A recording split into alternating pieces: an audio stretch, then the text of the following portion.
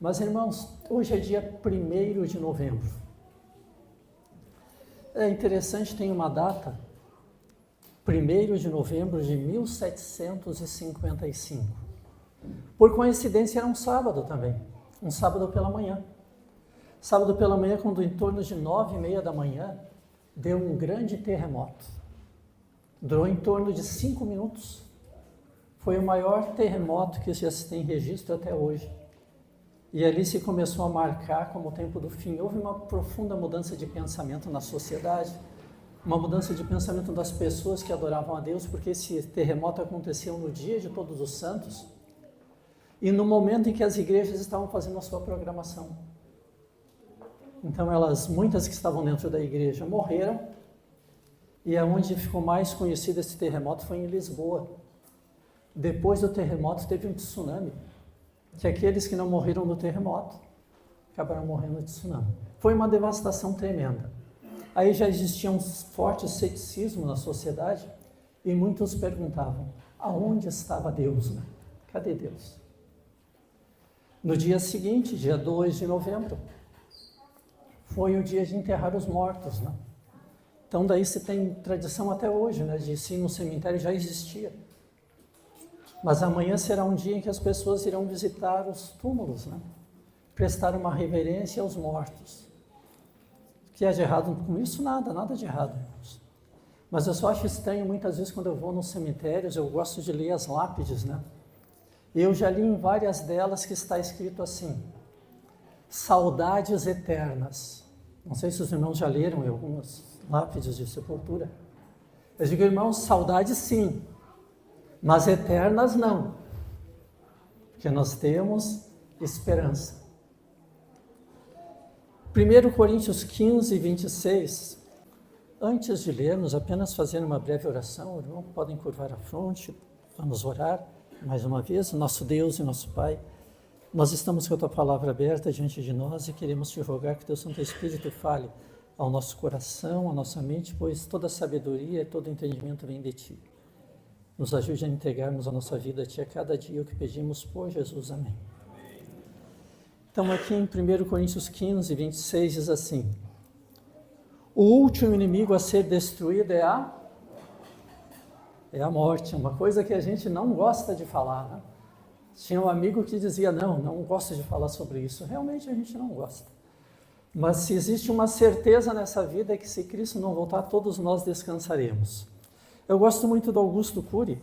E Augusto Cury uma vez escreveu num dos livros dele o seguinte, a morte é cruel, digladiada com os intelectuais os torna meninos, debate com os ateus e os transforma em tímidas crianças, guerreia contra generais e os torna frágeis combatentes, batalha contra os milionários e os sepulta na lama da miserabilidade, duela contra as celebridades e faz beijar a lona da insignificância.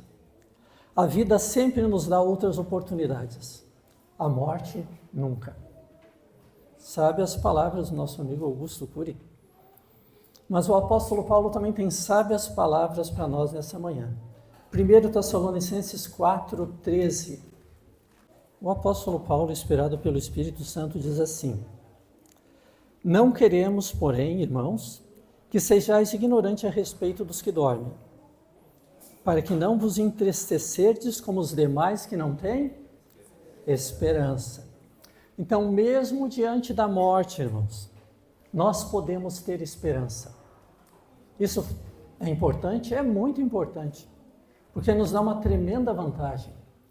Morrer com esperança ou morrer sem esperança. Eu até guardei umas frases aqui, irmãos, de pessoas famosas que estavam perto da sua morte. E tem algumas declarações delas bem interessantes. A primeira que eu guardei é Voltaire. Vocês já ouviram falar de Voltaire? Era ateu, falava de várias coisas ali, era contra a religião ao extremo. Mas quando ele estava perto da sua morte, uma enfermeira cuidava dele. E a enfermeira disse o seguinte, por todo o dinheiro da Europa não quero mais cuidar de um incrédulo. Durante toda a noite ele gritou por perdão. Interessante, né? Gritando por perdão. Napoleão Bonaparte, grande general, fez grandes conquistas. Quando ele estava para morrer, ele escreveu uma carta para o seu médico particular. E na carta, numa frase, o imperador dizia assim: o imperador morre solitário e abandonado. Sua morte é terrível. Olha que interessante, esse homem que teve as riquezas desse mundo, teve um exército mais forte da Europa na sua mão. Quando chegou no momento da sua morte, ele morria solitário e abandonado.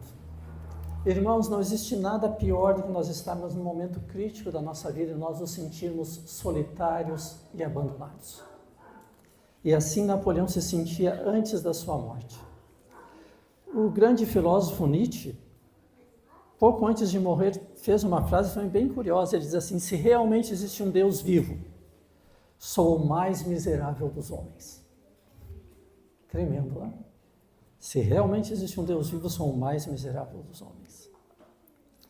Lenin morreu numa confusão mental, ele estava doente, estava meio confuso, mas as pessoas que estavam em volta dele ficaram curiosas porque ele morreu pedindo perdão para mesas e cadeiras. Interessante, né? Mesas e cadeiras, não podiam fazer nada por ele, né?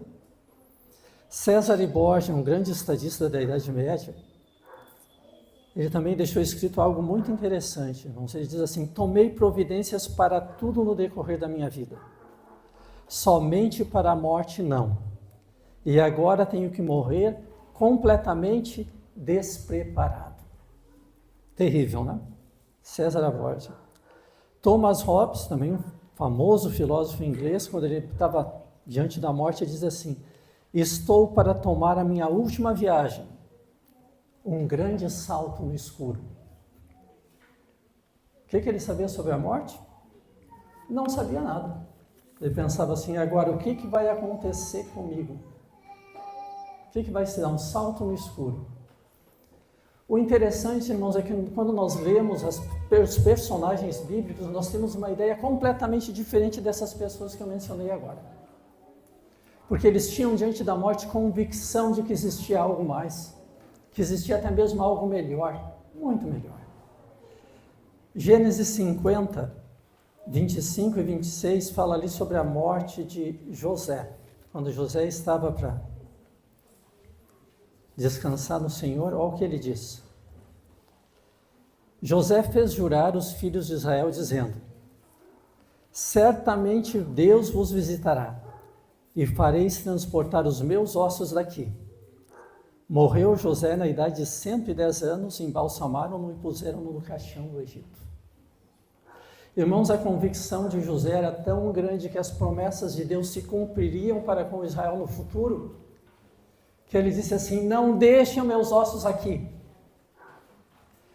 José é um símbolo de todos aqueles que morreram sem entrar na terra prometida, mas confiando que lá entrariam pelas promessas de Deus.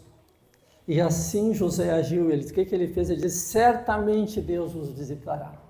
Ele não tinha dúvida do que Deus havia prometido. Pelo contrário, ele sabia que quando Deus visitasse, ele queria que tirassem os seus ossos ali e levassem para a terra prometida. Da mesma forma nós, irmãos, estamos no deserto dessa vida. Mas Deus prometeu que o nosso lugar não é aqui. Também quando nós vemos a história de Jó, irmãos, é uma das passagens que eu tenho sublinhada em minha Bíblia. Creio que não há quem não goste dessa passagem. Jó 19, 25. Antes de lermos, apenas dizer o seguinte, irmãos, na época de Jó, se alguém ficasse doente e perdesse seus bens, isso era tido como se Deus tivesse tirado o seu favor. Ou seja, ele estava perdido na vista das pessoas, né? Não na vista de Deus.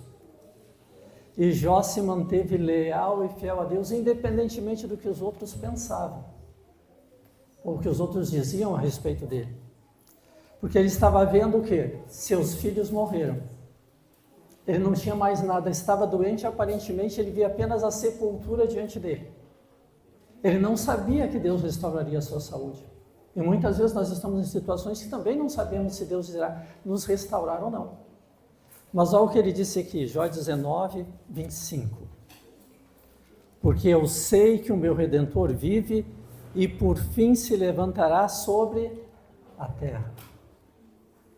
Ele sabia que independentemente do que estava acontecendo com ele, o seu Redentor vivia. Tem algumas traduções, irmãos, que em vez de Redentor tem aqui a palavra resgatador. Por quê? Porque na época do povo de Israel, existia o resgatador. Eu, por exemplo, tive uma vida que, vamos dizer assim, nos negócios fui mal. Tudo deu errado na minha vida, eu era pego como escravo. Então, eu teria que trabalhar um determinado tempo como escravo, só existia uma solução para mim, para não ser escravo. Um parente mais próximo meu, um resgatador, ir lá e pagar a minha dívida. E o que Jó está dizendo aqui, em outras palavras? Eu sei que mesmo que eu seja devedor, Deus vai pagar a minha dívida. E essa convicção que nós devemos ter, irmãos. Somos pecadores? Somos, irmãos, somos. Eu de maneira nenhuma. Dizer assim, vim aqui dizer sou santo, não sou, irmãos. Tenho problemas, tenho lutas, tenho dificuldades. E está ali a minha esposa para mostrar que eu não estou mentindo. Pergunta para ela se eu sou santo. É melhor que ninguém pode dizer, porque ela fica comigo 24 horas por dia, né? Está sempre ao meu lado. Às vezes eu sou meio teimoso, meio invocado, com outras coisas, bobagem, irmãos, tudo coisas que não vêm ao caso. Para nós, como crendo em Deus, pensar nisso, por quê?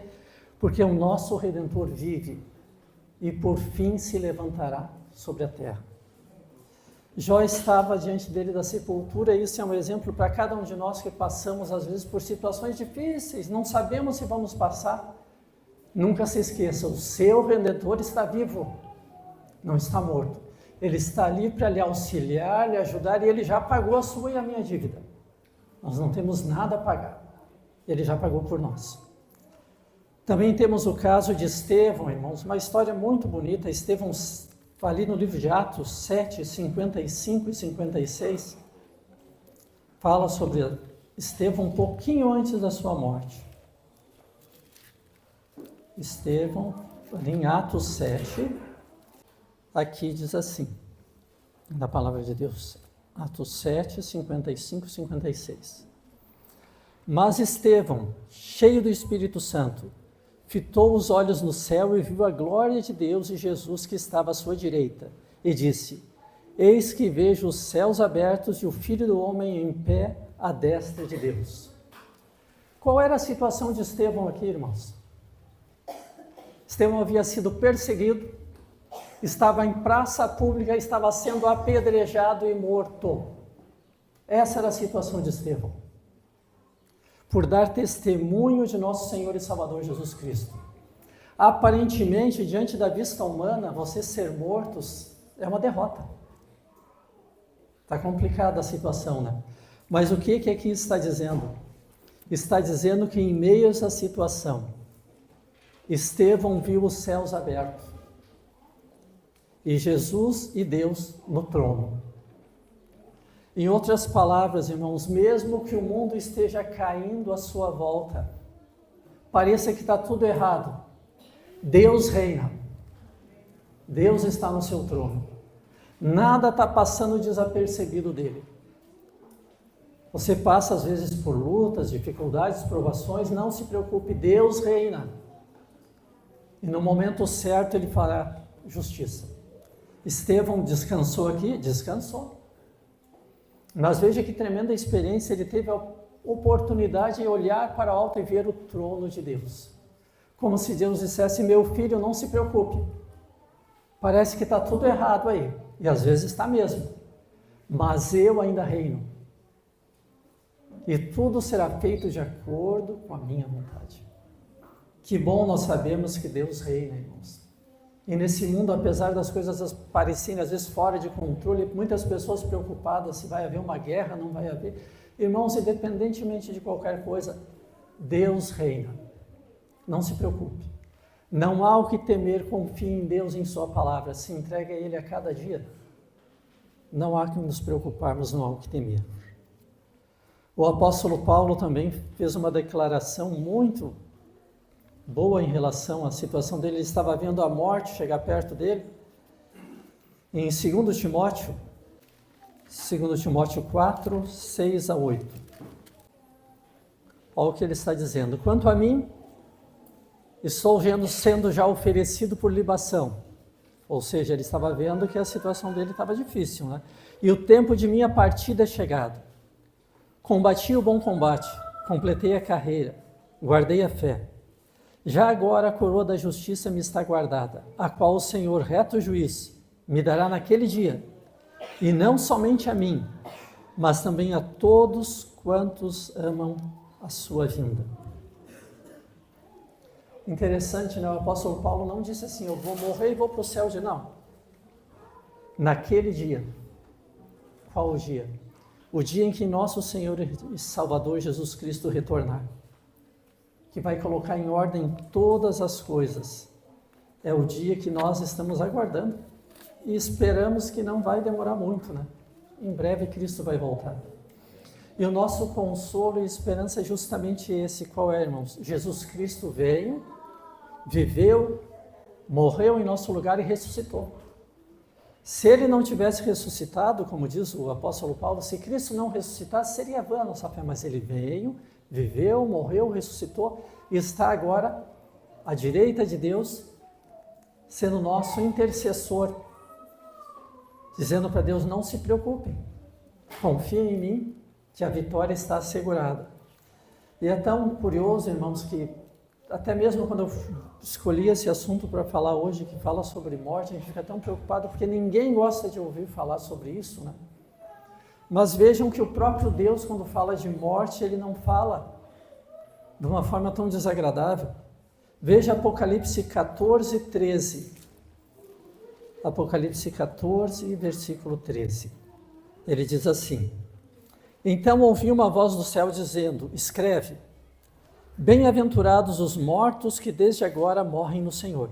Sim, diz o Espírito, para que descansem de suas fadigas, pois as suas obras os acompanham. Como é que Deus se referiu aqui em João sobre a morte? Bem-aventurados. Eu sei, ninguém quer essa bem-aventurança, né? A gente quer viver bastante, eu sei, ninguém está dizendo nada disso, mas se nós cremos em Deus, aqui está dizendo que nós somos bem-aventurados mesmo quando nós descansamos. E o Espírito garante, né? Para nós descansarmos de nossas fadigas. Irmãos, eu não sei quantos aqui são mais jovens, mas a gente quando é jovem não sente quase cansaço, é muito raro. A gente vai passando o tempo, dorme no sofá, chega, vai olhar uma coisa, dorme, o cansaço aumenta. Não estou dizendo que estou cansado, quero descansar nesse sentido, não é isso, irmãos. Mas o fato é que com o tempo a gente se sente mais cansado. E a minha esposa sabe, eu disse para ela já, eu gosto da vida, eu gosto de viver e pretendo viver, se Deus permitir, até a sua vinda, né? Mas Deus é que sabe. Mas independentemente da situação, irmãos, eu sei que mesmo que eu esteja no vale da sombra e da morte, a Bíblia diz que eu não preciso temer mal nenhum, porque tu estás comigo. Quem está ao nosso lado? Jesus, para nos sustentar, para nos manter, para fazer com que a gente veja além do momento em que a gente está vivendo. E isso é tremendo, irmãos, tremendo. Por quê? Porque a tendência do ser humano muitas vezes é desanimar, enfraquecer, e a Bíblia está dizendo, não precisa desanimar, eu estou contigo. E a promessa de Cristo antes de subir ao céu foi, eis que estou convosco, quanto? Todos os dias da sua vida. Então, desde que nós nascemos até o nosso último suspiro, Deus está lá, nos segurando pela mão, nos conduzindo, nos guiando. Muitas vezes a gente é tentado a pensar, eu passei por essa situação, eu passei por aquilo. Nós não passaríamos nada se Deus não estivesse lá nos conduzindo. Não suportaríamos nada. É Ele que nos conduz, é Ele que nos leva, Ele nos carrega no colo. Por isso estamos aqui, pela graça e pela misericórdia de Deus. E Ele que nos mantém e nos manterá até a sua vinda, irmãos. Engraçado, né? Dia 31 de outubro é dia do quê? Muito bem, parabéns, irmãos, dia da reforma, porque eu saí por aí só falavam de outra coisa. Eu digo, pode no mundo falar, mas nós não, para nós não é outro dia, para nós é o dia da reforma. Reforma luterana. Perguntaram para mim, eu digo, dia da reforma, 31 de outubro. Eles, mas não sei, irmãos, isso eu não sei. Querem comemorar outra coisa, comemorem. Agora, para mim, é o dia da reforma. Esse é o dia que Deus começou a realizar uma obra que será finalizada somente na sua vinda. Mas, irmãos, os gregos tinham muitas lendas, né? E tinha uma lenda que dizia que Caronte era um barqueiro. E esse barqueiro tinha uma missão. A missão desse barqueiro era pegar a pessoa do mundo dos vivos e carregar até o mundo dos mortos. Só que a pessoa estaria morta, né? Então ele não poderia pagar a viagem. Então o que era feito? Se botava uma moeda na boca do morto. Quantos de vocês já não ouviu falar que botavam moeda na boca do morto? Irmão, sabe de onde vem isso? Dos gregos, lá do passado. Por quê? Porque eles queriam pagar a passagem do mundo dos vivos para o mundo dos mortos. Então ele estava sendo carregado pelo Caronte, que ia fazer a última travessia. Ele passava ali pelos rios Estígios e os Aqueronte. Irmãos, a boa notícia é que nós não precisamos nos preocupar com o preço dessa passagem. Não precisamos. Cristo já pagou o preço, essa passagem está paga. E já está feita, mas não para o mundo dos mortos, não. É para o mundo daqueles que vão viver eternamente com Ele. Essa é a passagem que Ele está pagando. E já pagou pelo sangue de Cristo. A nossa travessia está assegurada, e mais do que isso, ela está assegurada e vai ser uma travessia tranquila, porque nós sabemos aquele que nos conduz. Para finalizar, eu gostaria de ler Efésios 3:20. Depois do livro de Gálatas vem Efésios. Efésios 3:20 diz assim: Ora, aquele que é poderoso para fazer infinitamente mais do que tudo quanto pedimos ou pensamos, conforme o seu poder que opera em nós. O poder que opera em nós de Deus é para nossa salvação. Salvação, este poder que opera, uma transformação. Essa semana estava um debate muito grande nas redes sociais sobre a pessoa deve ser cremada, não deve ser cremada, a pessoa tem isso, tem que ser aquilo, irmãos. Não entrem nesses debates, porque a Bíblia não fala nada sobre isso. Não evite esse desgaste, até porque existiam pessoas crentes na Idade Média, existiam tremendos crentes que foram mortos como? Queimados. E depois queimaram até virar cinza. Aí ele não vai ser salvo só porque morreu queimado? Jogavam no rio. John Wycliffe estava morto, tiraram da sepultura ele morto, queimaram e jogaram as suas cinzas no rio. Eu digo, você vai entrar num debate desses para quê, irmãos? Se alguém estava lá em Hiroshima, quando jogaram a bomba atômica, vocês já viram fotos do lado de Hiroshima? Tem lugares que ficou só a sombra da pessoa, não sobrou nada, absolutamente nada, só aquela sombra. Aí Deus não vai ser capaz de salvar porque sobrou só a sombra, irmãos? Da onde? Esse texto aqui diz o quê? Que Ele é poderoso infinitamente mais de tudo que pedimos ou pensamos. O nosso Deus é capaz de restaurar a vida independentemente daquilo que tenha nos acontecido. Quer sejamos queimados, seja lá o que for que acontecer, irmãos, Ele vai nos trazer a vida novamente porque Ele prometeu. Prometeu que quer que nós vivamos com Ele para sempre. Para sempre, irmãos. Que você possa sair nessa manhã aqui com uma certeza. Aquele que é poderoso para fazer muito mais do que pedimos ou pensamos, Ele opera com poder em você. Para quê? Para garantir a sua salvação. A sua salvação. Confie nas promessas de Cristo. Se aproprie dessas promessas que são para você e para mim. Confiemos em tudo que Ele disse, Ele vai cumprir. E quando as coisas estiverem acontecendo, que não, pelo que eu vejo nos noticiários, não parece que está tudo perto, né, de acontecer. Agora, independentemente do que esteja perto ou não de acontecer, não há o que nos preocuparmos, porque Deus está indo à nossa frente. E já garantiu a nossa vitória, porque Ele venceu. Que Deus nos abençoe, irmãos, nos assista. Se a gente quiser visitar um cemitério amanhã, outro dia, não há problema nenhum. Mas nunca se esqueça que aquilo que está ali é aparente. Por quê? Quando nosso Senhor voltar, todos nós ressurgiremos pela sua graça e pela sua misericórdia. E para morarmos com Ele para sempre, irmãos, para sempre. Que Deus nos abençoe para isso. Amém.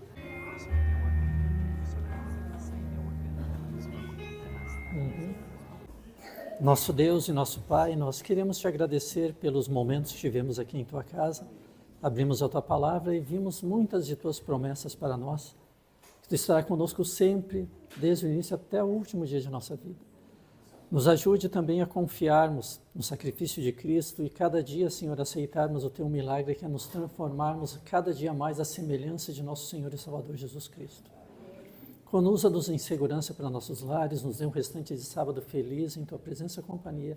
São bênçãos que rogamos no precioso nome e no sangue de Jesus Cristo, nosso Senhor e Salvador. Amém.